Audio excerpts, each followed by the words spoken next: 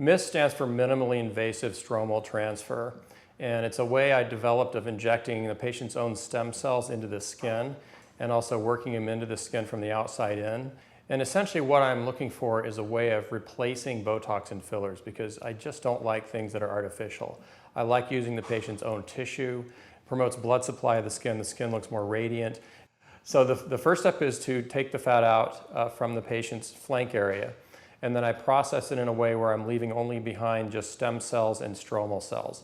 And then that makes a very fine liquid, which I first inject in certain really problem target areas where there are enlarged pores and fine lines. Usually that means around the cheeks, and the fine lines here, what we call the crow's feet, and around the mouth where there tend to be more fine lines also, and enlarged pores, and the chin area.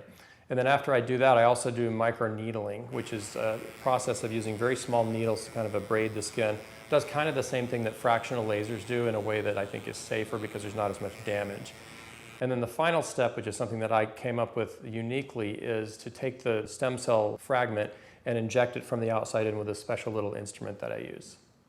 From MIST, the results don't appear right away. There's a little bit of swelling, and so you can see some improvement right away, but that's usually transitory. The real results, because it's a stem cell effect, don't really start to happen until about 6 months, and you continue to see improvement over the first year or two. And then the effects may wear off over time, but the aging process takes over also. So essentially what we do, we call the effects permanent from this.